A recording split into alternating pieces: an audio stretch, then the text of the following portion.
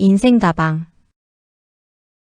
저는 64년을 살면서 그 흔한 직장 한 번 가져본 적이 없는 평범한 전업주부 선영입니다. 남편 도하는 얼마 전 30년 넘게 다닌 직장에서 은퇴하고 집으로 돌아왔습니다. 저는 이제 매일 함께 산책도 하고 맛있는 밥도 해먹으며 행복한 시간을 보낼 줄 알았습니다. 하지만 저의 기대와는 달리 평화롭던 저희 부부의 일상에는 아주 작은 균열이 생기기 시작했죠. 남편은 은퇴 후 함께 지내는 시간이 많아지면서 점점 짜증이 늘었습니다. 아침에 일어나자마자 찌푸린 얼굴로 TV를 보거나 제 핸드폰 소리가 크다고 투덜대거나 반찬 투정을 하는 일이 잦아졌죠. 저는 처음엔 갱년기려니 하고 대수롭지 않게 넘겼습니다. 오랫동안 사회생활을 하다가 갑자기 집에만 있으니 답답해서 그렇겠지. 저는 그렇게 남편을 이해하려고 애썼습니다.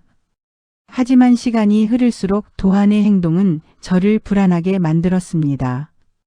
도한은 저와 함께 있을 때보다 휴대폰을 만지작거리는 시간이 훨씬 길어졌죠.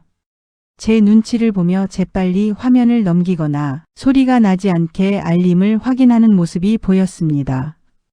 그리고 무엇보다 신경이 쓰였던 것은 남편의 눈길이 자꾸만 집 밖으로 향한다는 것이었습니다. 어느 날은 함께 장을 보러 나가는데 길을 지나치다 우연히 마주친 카페 간판을 남편이 유독 오래 바라보는 겁니다. 저는 괜히 물어보았습니다. 여보, 저기 커피가 맛있나?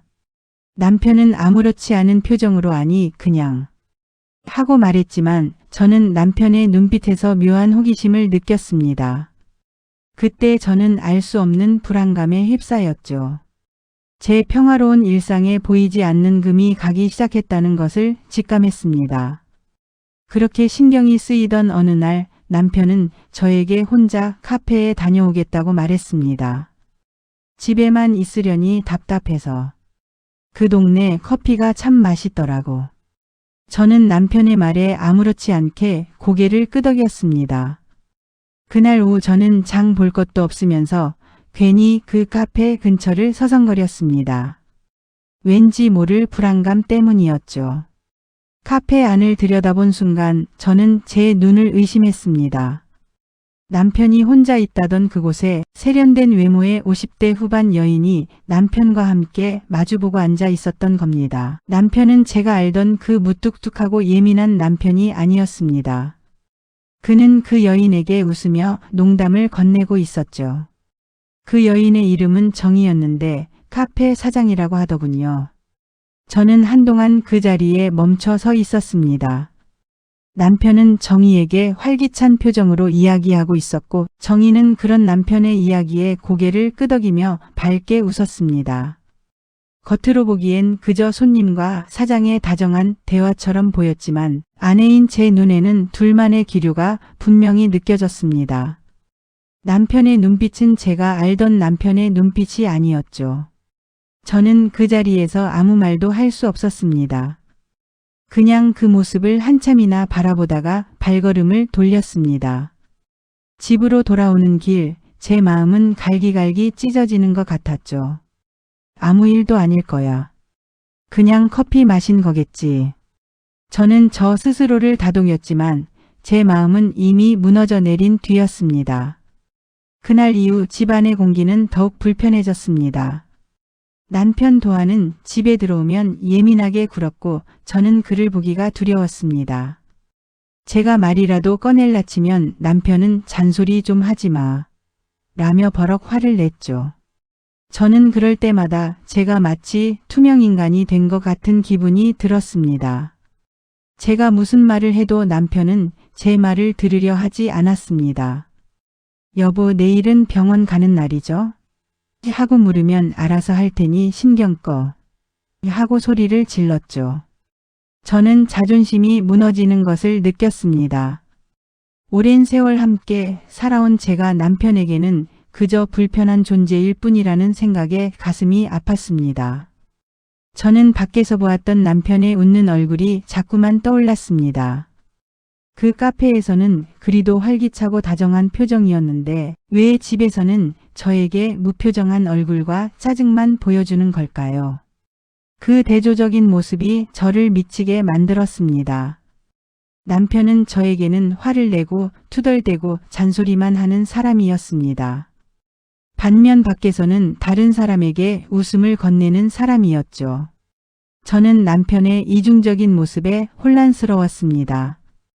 도대체 남편은 누구와 살고 있는 걸까? 하는 의문이 들었죠. 저는 더 이상 참을 수 없었습니다. 남편의 눈치를 보며 살기에는 제 남은 인생이 너무 길다는 생각이 들었죠. 저는 이제 더 이상 도망치지 않고 진실을 마주하기로 결심했습니다.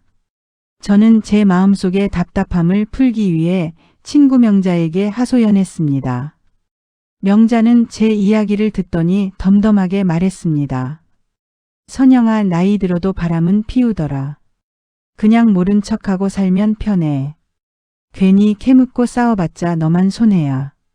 남자들은 원래 그런 거야. 명자의 말에 저는 묵묵히 속이 끓었습니다. 그냥 모른 척하고 살라고? 그럼 나는? 그녀의 말은 저의 아픔을 위로해 주기는커녕 제 마음을 더 아프게 했습니다. 명자는 저에게 내 남편만 그런 게 아니야. 우리 남편도 그래. 그냥 그러려니 하고 살아. 라고 말했습니다. 하지만 저는 그러려니 할 수가 없었죠. 저는 그날부터 은밀히 남편을 관찰하기 시작했습니다.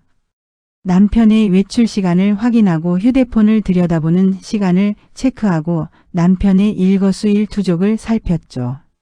저는 제 자신이 마치 탐정이 된 것 같았습니다. 남편의 외투를 정리하면서 혹시나 하는 마음에 주머니를 뒤져보기도 했죠. 그럴 때마다 제 마음은 두려움과 불안으로 가득 찼습니다. 내가 뭘 하는 거지? 저는 스스로에게 물었습니다. 이렇게까지 해야 하는 걸까? 하지만 저는 멈출 수가 없었습니다. 진실을 알고 싶었거든요. 저는 남편이 저를 왜 외면하는지, 왜 저에게만 짜증을 내는지 그 이유를 알고 싶었습니다. 그리고 그 이유가 정이라는 여인과 관련이 있는지 알고 싶었죠.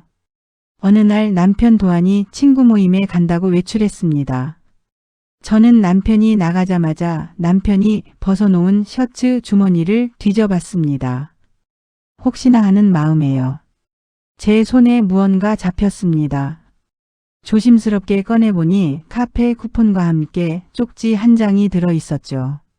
저는 심장이 쿵쾅거리는 소리를 들었습니다. 쪽지에는 정희의 손글씨로 쓰인 짧은 메모가 있었습니다. 오늘도 고마웠어요. 저는 그 글씨를 보는 순간 심장이 무너져 내리는 것을 느꼈습니다. 고마웠다니? 도대체 뭐가 고마웠다는 거지? 수많은 질문들이 제 머릿속을 스쳐 지나갔습니다. 저는 밤새 잠을 이루지 못했습니다. 남편의 휴대폰을 들여다볼까 아니면 그냥 자는 남편에게 이 쪽지를 보여주며 다질까 하는 생각들이 꼬리에 꼬리를 물었죠. 하지만 저는 아무것도 할 수 없었습니다. 저는 그 메모를 다시 남편의 주머니에 넣어두었죠. 그리고 밤새도록 혼자 의심과 분노를 곱씹었습니다. 제 마음속에는 이미 남편에 대한 불신이 가득 찼습니다. 남편이 뱉었던 모든 짜증과 투덜거림, 그리고 저를 외면했던 모든 순간들이 이 쪽지와 연결되는 것만 같았습니다. 저는 분노에 몸을 떨었습니다.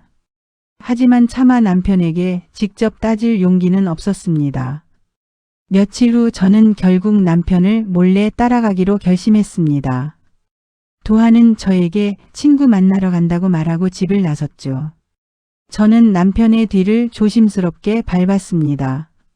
남편의 발걸음은 저의 예상대로 그 카페로 향했습니다. 저는 카페 앞 전봇대 뒤에 몸을 숨기고 남편이 나오기를 기다렸습니다. 한참을 기다렸을까요? 카페 문이 열리고 남편 도안과 정희가 함께 나오더군요. 둘은 마주보며 웃고 있었습니다. 저는 그 순간 참다 못해 그 자리에서 남편에게 달려갔습니다. 여보, 당신 여기서 뭐 하는 거예요? 친구 만난다더니. 도하는 저를 보고 깜짝 놀란 표정을 지었습니다. 그리고는 곧바로 저에게 화를 냈죠. 당신 지금 뭐 하는 거야? 나를 미행이라도 한 거야?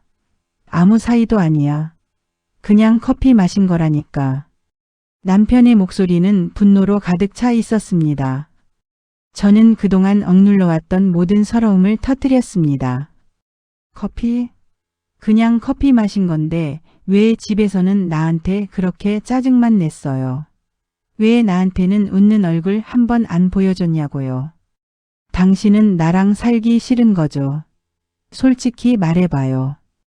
저는 눈물과 함께 수십 년간 억눌러온 서러움을 처음으로 터뜨렸습니다. 남편의 눈은 놀람과 당황으로 가득 차 있었습니다. 그는 저를 바라보며 아무 말도 하지 못했죠. 저는 그 자리에 주저앉아 엉엉 울었습니다. 그날의 충돌 후 도하는 며칠 동안 말없이 집을 비웠습니다. 저는 그동안 혼자서 수십 번의 생각들을 곱씹었습니다. 역시 바람이었구나. 결국 이렇게 되는구나. 하지만 어느 날 다시 돌아온 그는 제 앞에 무릎을 꿇고 앉았습니다. 그리고는 망설이다 고백하기 시작했죠. 미안해, 여보. 정희는 사실 예전에 나랑 같은 직장에서 일하던 동료였어. 내가 은퇴 후에 사업을 한번 해보려다 실패했잖아. 그때 정말 힘들었거든. 다른 사람에게는 말 못하고 그냥 하소연할 곳이 필요했어. 그래서 정희를 찾아간 거야. 그냥 위로받고 싶었어. 도한의 말에 저는 한동안 아무 말도 할 수 없었습니다. 불륜은 아니었습니다. 하지만 저는 묘한 배신감을 느꼈습니다. 저는 도한의 손을 잡고 조용히 물었습니다. 여보, 당신은 커피 한 잔에 웃을 힘은 있으면서 왜 집에서는 나한테 짜증뿐이었어요? 제 말에 도한은 고개를 들지 못했습니다. 그는 아무런 변명도 하지 못했죠. 그는 사업 실패 후 느꼈던 좌절감, 그리고 저에게 그 사실을 털어놓지 못했던 자존심 때문에 저를 더 외면했던 겁니다. 그는 자신의 아픔을 저와 함께 나누려 하지 않고 다른 사람에게서 위로를 구했던 거죠. 그 사실이 저를 더 아프게 했습니다. 도한의 고백을 들은 후 저는 며칠 동안 깊은 생각에 잠겼습니다. 외로움은 함께 있다는 이유로 사라지지 않는다. 내가 나를 지켜낼 때 비로소 진짜 동행이 시작된다. 저는 스스로 결심했습니다. 저는 더 이상 남편의 눈치를 보며 살지 않기로 했죠. 저는 집 안구석에 묻혀 살던 삶을 벗어나기로 했습니다. 도한에게 나 문화센터에서 그림을 배우려고. 당신도 이제 같이 다녀야지. 하고 말했습니다. 도한은 여전히 불편해하며 눈치를 보았지만 저는 더 이상 남편의 눈치에만 매이지 않았습니다. 저는 그림을 그리기 시작했습니다. 하얀 도화지에 붓으로 물감을 칠하는 순간 저는 그동안 잊고 살았던 제 모습과 마주하게 되었습니다. 저는 그 그림에 저의 감정을 담았습니다. 제가 느꼈던 외로움, 분노, 그리고 희망을요. 저는 더 이상 혼자가 아니었습니다. 그림은 저의 친구가 되어주었고 저는 그림을 통해 저를 위로했습니다. 제 삶은 이제 남편의 짜증과 투덜거림에만 맞춰져 있지 않았습니다. 그리고 어느 날 도한이 제 옆에 앉아 말없이 저의 그림을 보고 있었습니다. 저는 그제서야 남편의 눈에 보였습니다. 저 스스로가 저를 찾았을 때 비로소 남편도 저를 보기 시작했구나 하는 생각이 들었습니다. 외로움은 함께 있어서만 사라지지 않습니다.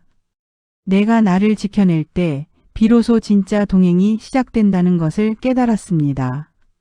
저희 부부는 아직 해결해야 할 문제가 많습니다. 하지만 이제 우리는 함께 걷기 시작했죠. 여러분도 여러분만의 행복을 찾길 바랍니다.